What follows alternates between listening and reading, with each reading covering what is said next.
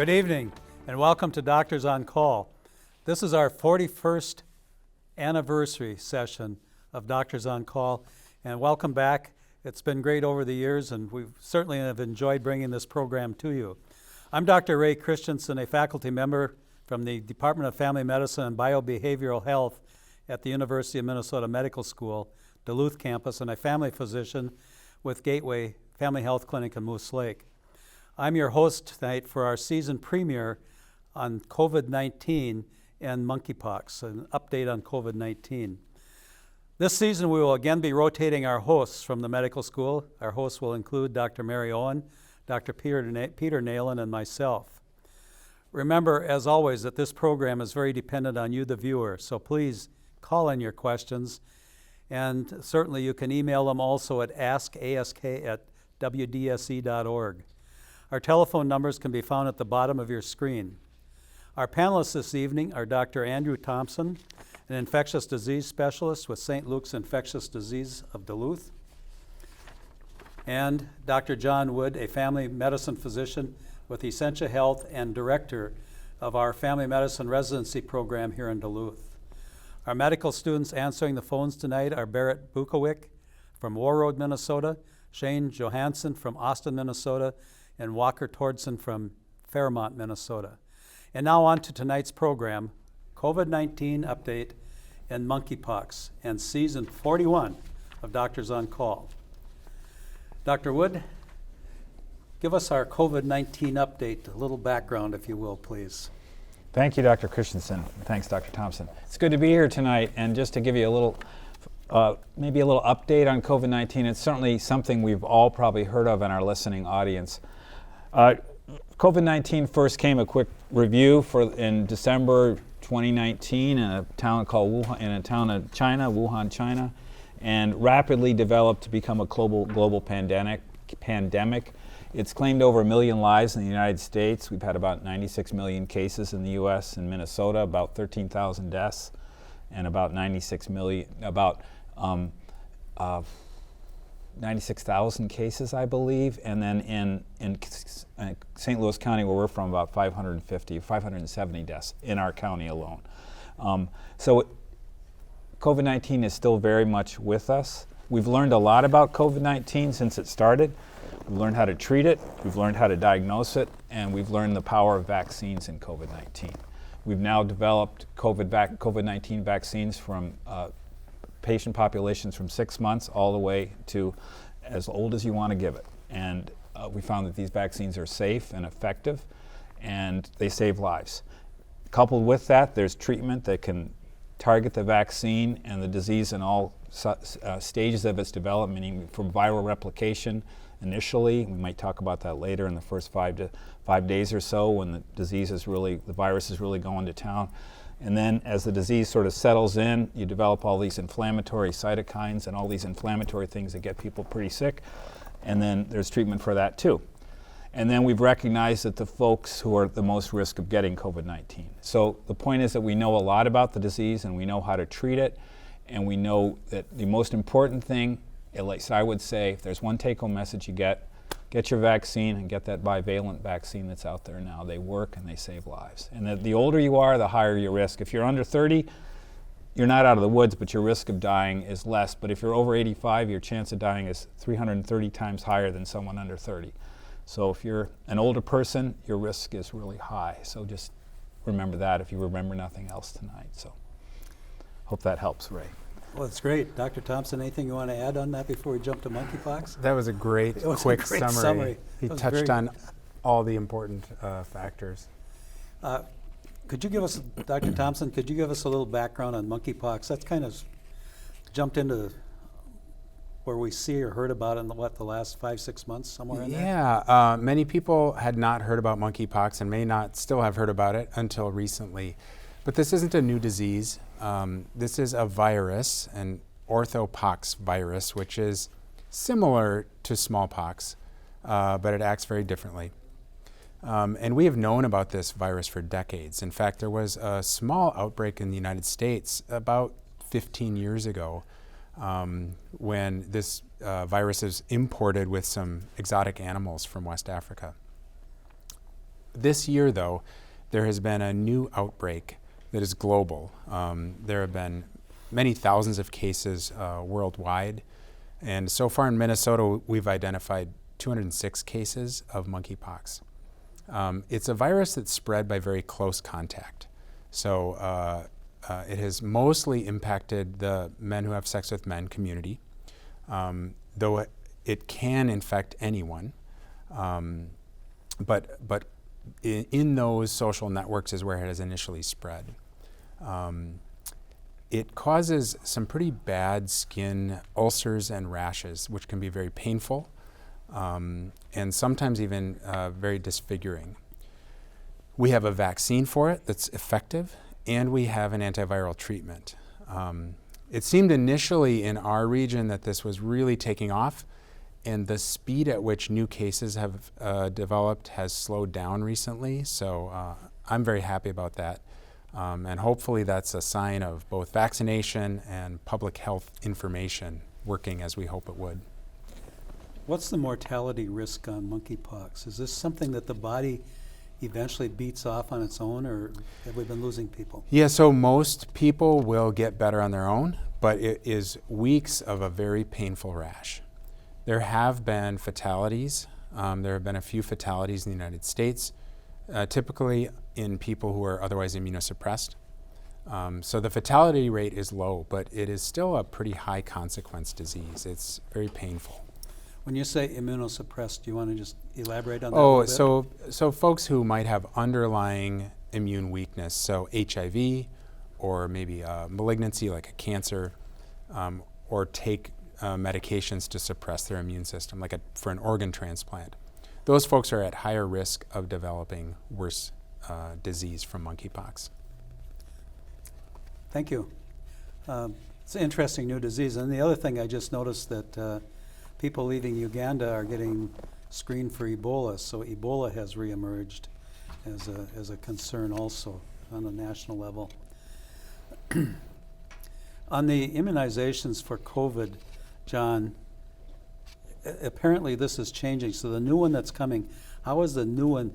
I got the last one, and now this new one is bivalent. What's the difference here? Well, the bivalent one targets the Omicron variants and the subsets of those Omicron variants, which are more, I would say, correct me if I'm wrong, Andrew, but more highly contagious and potentially more lethal.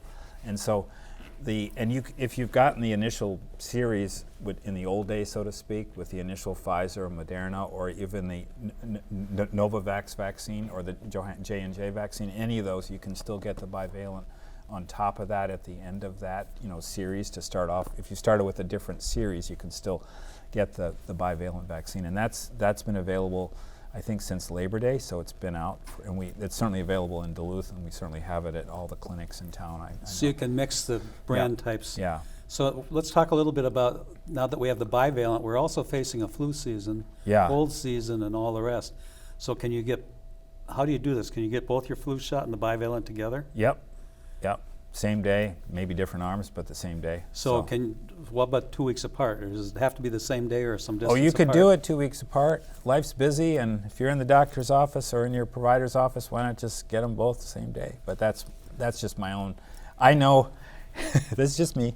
If I say I'm going to do something and I do it one day, and then sometimes life gets in the way and I can't get back there. So it's okay to get them both at the same time. You may get like a little achy fever, feel a little down, but that's going to pass. And trust me, that protection is worth any short downstream effects. I've always been kind of taught when you have an immunization, do them all the same day or otherwise 2 months apart. Yeah. So And that's my background. And I would say, but I'm old. Old but smart, Ray. So I would get them all the same day if you could. So it's okay. So we talked a little bit ahead of time, at least Andy and I did. I don't know if you were with us, John, at that point, but there's a lot of testing going on at home. Do we have any idea about the home tests and how many there are and what that might be doing to our numbers? And then another question that comes up from this person is, if you have a home COVID test and you take it, you do a repeat in 5 days, are you still infectious at that time? Or if the test is negative, are you no longer infectious? It's confusing. I might have you go with that first if you're good with it. Yeah, testing, we've really come a long way in testing. If you remember, when this first started, tests were really hard to come by. At least in healthcare, we were desperate to get tests. And so now we're awash in tests.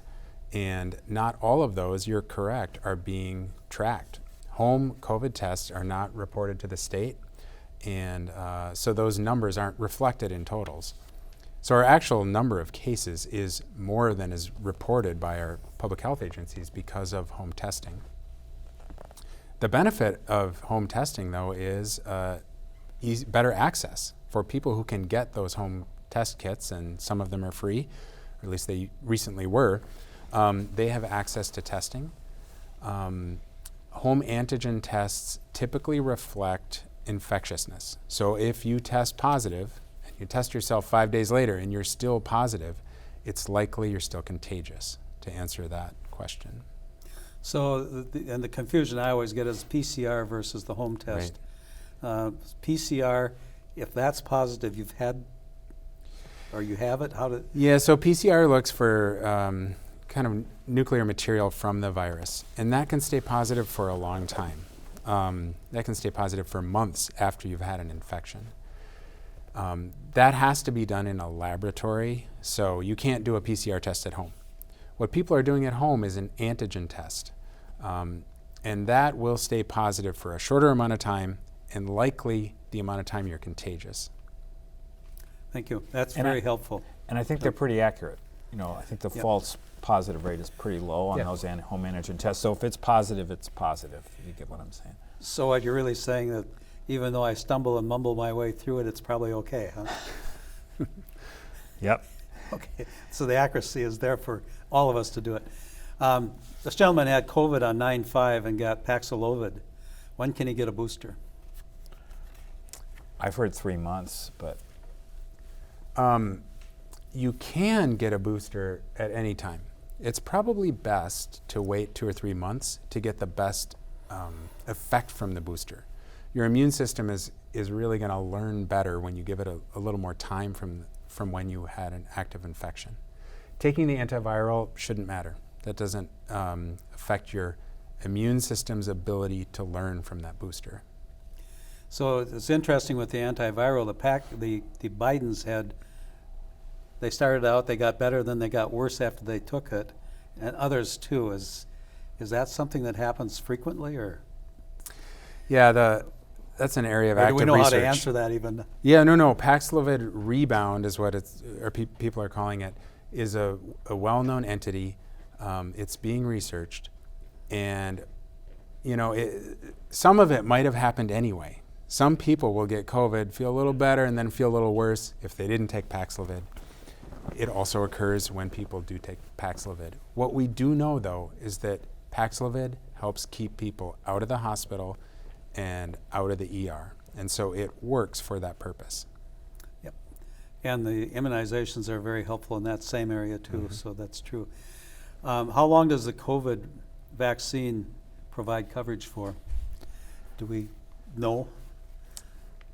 I don't think we know, because we're constantly, that's why you've probably noticed that the recommendations have changed, meaning that we started with 1 and then 2 and now 3, you know what I mean? So I think that we're finding, it's a wonderful time to probably be in immunology and to be in research, because we're able to figure this stuff out, whereas before that wouldn't have been the case.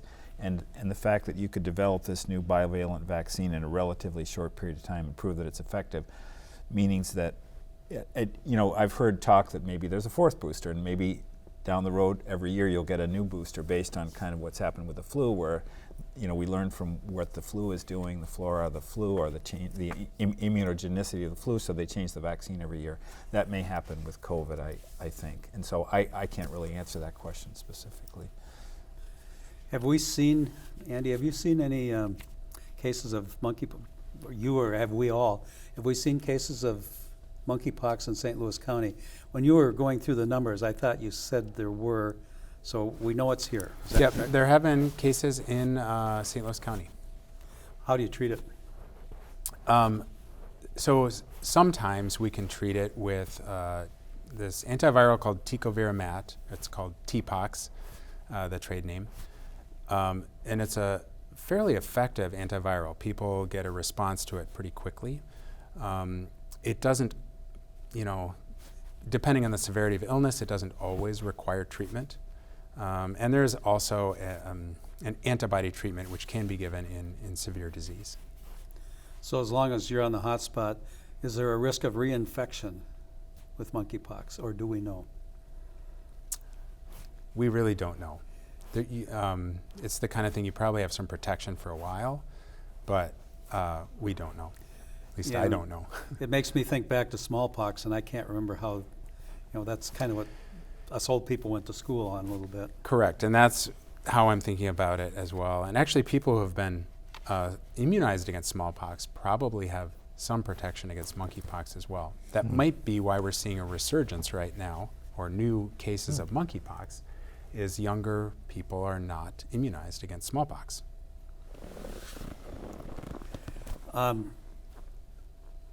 John, go through the list. The question comes in is how many shots? There's been 4 shots, and now we're looking at a 5th for COVID, right? Well, 3. So we had the initial 2. Yep, and then the booster, which is kind And of the where we're boosters. at right now. Okay. So, and some have had 4 shots. Yep, I've had 4. I think I've had 4. Yeah. And what about the 5th one now? What should we, when it's available, go get it? Is that? Yeah, because the shots I've had have not protected me against this new bivalent variant, and so, yeah. But I haven't had that vaccine yet, and that's just what we're learning about the virus and the treatment. So. Back on monkeypox. You're going to be the monkeypox dude tonight, I guess. The question is, I think it's available, or you can get it off fomites and things like that. It's not just the men having sex with men, but there's also transmission. Can you get monkeypox from hotel rooms that aren't cleaned properly? So we're back to the sanitation question. Yeah, that would be very, very unlikely. So it is possible that, bedclothes or sheets from someone who has an active infection, close contact with those is a potential means of transmission, but it would be really rare. So really it is close contact, like skin-to-skin contact with an infected lesion, which gives you monkeypox. Back on the immunizations for COVID again. The question is, are there any clinical trials with COVID-19 for vaccine-injured people? So apparently there are some people that have had some difficulties with the vaccine. What data is out there, and is it approved by CDC or FDA? So yes, the immunizations are approved by the CDC and FDA, but are there, I assume there are trials going on for vaccine reactions of sorts. That's most I know about it. You track the vaccine registry, and if you're allergic to, say, some of the components of the vaccine, obviously you shouldn't get that vaccine, but I'm not aware of any specific studies other than longitudinal studies you'd be doing on people who are getting vaccinated, because you report to the vaccine registry if you have a reaction. That's all I'd be aware of, Ray. Okay. Nothing specific for that population. I'm sorry tonight because we're jumping around a little bit, but that's okay. That's I think okay. it's kind of fun because there's a lot here. Do you anticipate a worse influenza season since influenza statistics weren't tracked during COVID? Well, that's not quite right. I think the influenza statistics have been tracked all the time. Do you want to address influenza, either one of you, during COVID? South America, Southern Hemisphere, those kind of things? Well, I can just speak briefly about what I know about this down in the Southern Hemisphere. It was Australia. It was fairly a difficult flu season. It was pretty bad from what I heard. And that's typically been a predictor of what's going to happen here. And the flu season is October to May, or really starts really ramping up in November, December. But we're sort of kind of entering that season. Gets a little darker, we're inside more, now we're not masking. So I think maybe the predictions from my infectious disease colleagues are that it's going to be a serious flu season this year, because it certainly was, last year wasn't so bad. Mild season, mask, we got through it pretty well, but this year I think the predictions are a little more dire. There was a lot of surveillance going on in the past 2 years. So we were still looking for influenza. It's just that in the first year of the pandemic, there was virtually none because there was so much masking and isolation going on. There was some influenza last year, not a lot. But you're right, John, in Australia, they had a really high peak early on of influenza. That wasn't seen throughout the Southern Hemisphere, so it's really hard to know. But based on people's behavior, the reduction in masking, and we're all kind of back to doing a lot of our usual things. I'm concerned about flu season this year, in part because we haven't ever taken a 2-year break from influenza like we did the past 2 years. So we don't know what could happen, what kind of immunity we still have from flu as a population. So then the flu strains have an ability to be similar, or they can make a big jump also. Is that piece that we could be facing? Question for you, John. This one's perfect for you. Does a healthy diet and exercise do a good job in preventing COVID infection? Any evidence besides yourself?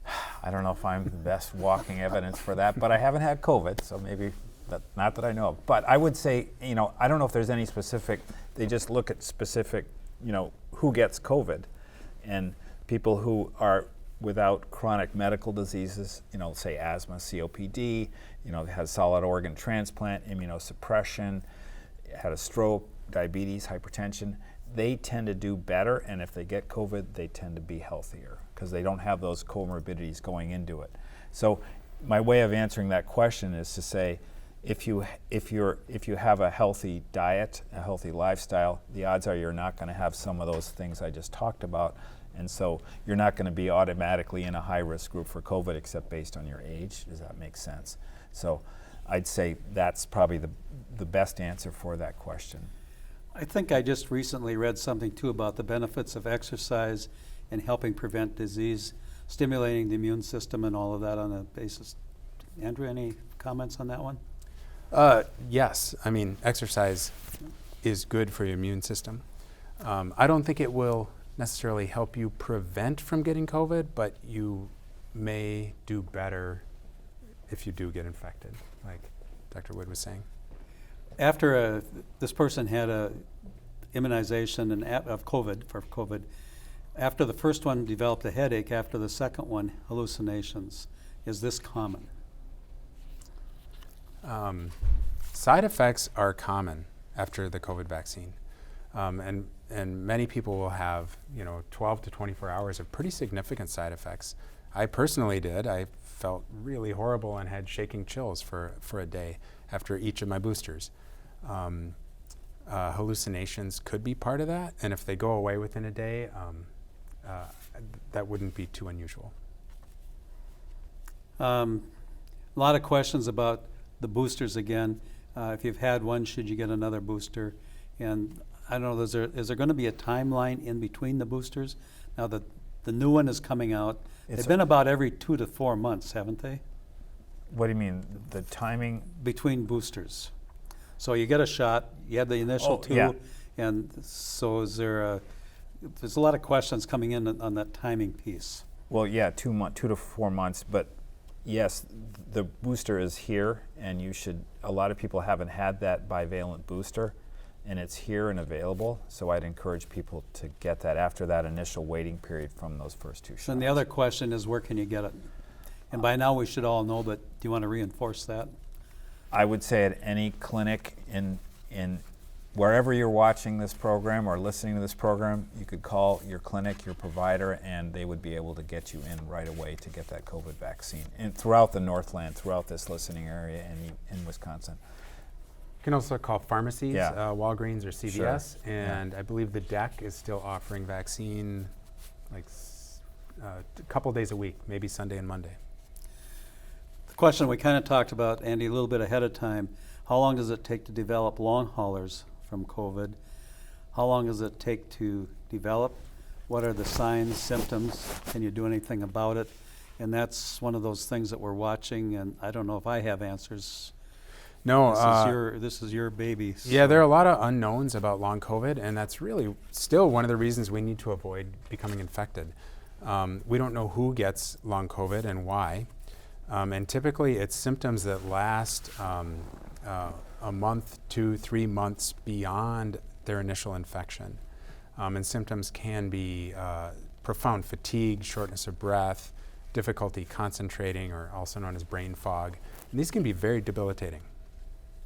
Gentlemen, this has been a great discussion. Thank you so much for both of you coming in and doing this. We've covered an awful lot tonight, and we've bounced around a bit. I want to thank our panelists, Dr. Andrew Thompson and Dr. John Wood, and our medical student volunteers, Barrett Bukowicz, Shane Johansson, and Walker Tordson. Please join Dr. Mary Owen in 2 weeks for a program on women's health and female cancers. Our panelists will be Dr. Michael Cassing and Dr. Addie Vittorio. WDSE will also broadcast a forum with the candidates in Minnesota State Senate District Number 7 next Thursday night. Thank you for watching. Have a great night and a great week.